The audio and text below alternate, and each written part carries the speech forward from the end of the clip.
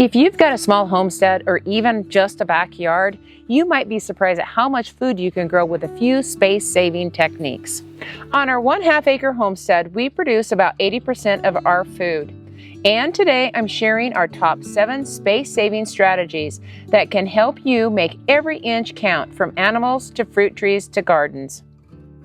Intensive planting and interplanting is one of the best ways to increase production on small acreage and small spaces. This area right here is a good example of intensive planting and interplanting. It's a 3 by 10 section that I'm going to be planting.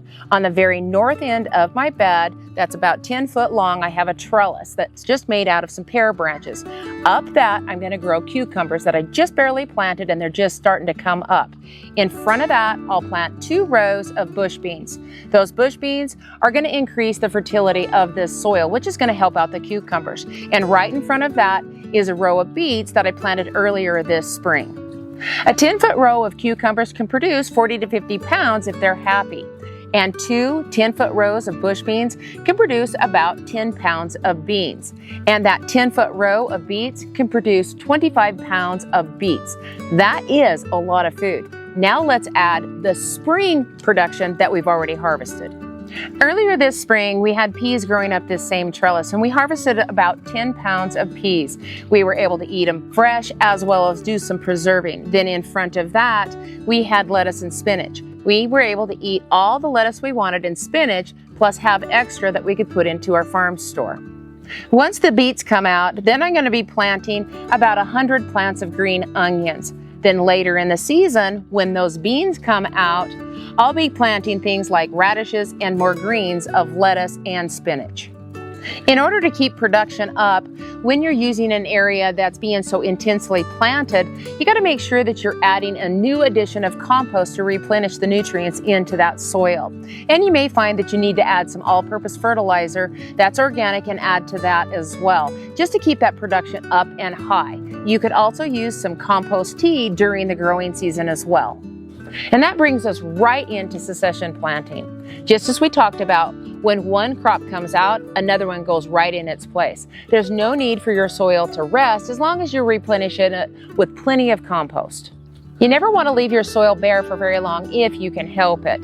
If a spring crop goes to seed and you're pulling it out, get a warm season crop put in its place right away, like squash or cucumbers or even peppers. This will help protect that soil, creating a living mulch, which is going to help hold that moisture in. It's going to help protect those microbes that are in the soil as well. And we want those microbes to be active because that increases the fertility of the soil, which means higher production. I put together a free PDF for you of 10 practical strategies to help you raise more food on small spaces. These are simple ways to help you on your journey to get started like we did. And you can grab that in the description below. Raised beds, no matter what you grow in them, can increase your yields because the soil that you put in them is more than likely really good. They drain well, which is better on the roots, and they warm up earlier in the springtime, which means earlier planting. Plus, they stay warmer in the fall, which this just extends your growing season, which means more food. The nice thing about raised beds is they can come in many different sizes. You can make them in different sizes, and they can be placed just about anywhere that you need them to be. If they're elevated, they can be put on a deck or a patio. You can put them in nooks and crannies. You can put them over the top of concrete if it's deep enough. You can use just about anything for raised beds. We've got the Vigo raised beds, we've got wash tubs, wheelbarrows, and sinks. The biggest thing with raised beds for high production is they need to be deep enough. A wheelbarrow is fairly short, so you can really just grow things like lettuces and greens in those successfully. If you want to grow things like squash, tomatoes, peppers, then you want a deeper raised bed.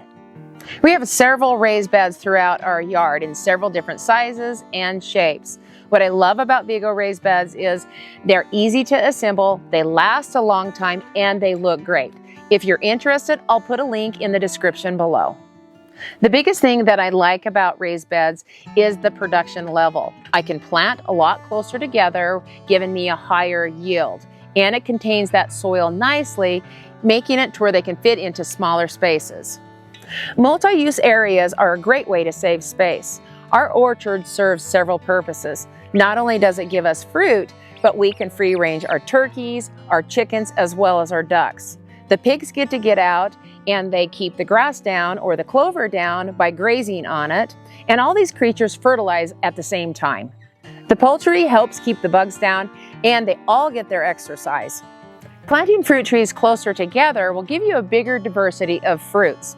If you have a small backyard and you think that you can only get one fruit tree in, more than likely you'll be able to fit 3. This is known as high density planting, 3 trees in one hole. But there are some rules to follow. You need to plant all 3 trees of the same species. An example would be 3 peaches. 1 early season peach, 1 mid-season peach, and 1 late season peach. This gives you a diversity, wider range of harvest. We plant our fruit trees very close together, as you can see. They're only about 8 to 10 foot apart right in this area. The big thing is I have to do summer pruning so that I can open this area out to allow for some more airflow and to allow those fruits to ripen. That's how we get 48 fruit trees on our half of an acre with everything else that we've got going on. Another area on our property that we use for multi-purposes is our lawn area. This is an excellent area for our grandkids to play, the dog to run, but we also use it as like a pasture area for our goats.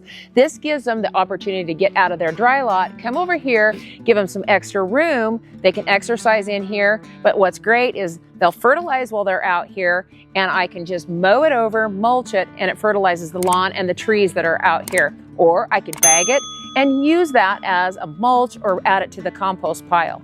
Lawns are also very cooling for the whole area or a whole property. That brings us right to vertically growing. Whether you're growing grapes, berries, or vegetables, growing vertically can make use of space efficiently. Grapes and berries should be grown on trellises or fence lines. We utilize all of our fences around our property to grow grapes and berries, but underneath those, where it's a shadier spot, we'll also grow other berries, like gooseberries and currants that don't appreciate our southern Utah sun or heat. This is valuable space that otherwise wouldn't be used. A lot of vegetables can be grown vertically, like cucumbers, pole beans, tomatoes, winter squash. These all can be grown upright, allowing a lot of space below that you can grow vegetables below that area. That way you get more crops in a small amount of space. To grow things vertically, you can use things like trellises, T-posts with wires strung between them, old chairs, wagon wheels, and even old bikes. You can make a real whimsical garden growing vertically. Another way to think about vertical growing is growing downward. If you've got a tall raised bed, you can put things like cucumbers or winter squash on the edge, allowing them to trail over the side. That takes up less space in your vegetable bed. And last but not least, and this one's a no-brainer, grow what you're going to use and eat. Kale's easy to grow, but if you're not going to use or eat it, then it doesn't make sense to use your space to grow it. Take a look at what your family eats on a regular basis every week. Make a list of 10 to 15 vegetables. Cross off the vegetables that your family doesn't really like or like at all. Then this will be your new priority list to grow. A good example is if your family eats lettuce at least 3 times a week, then you need to grow lettuce. I truly hope that you found some little morsels to help you on your homesteading journey. May God bless you.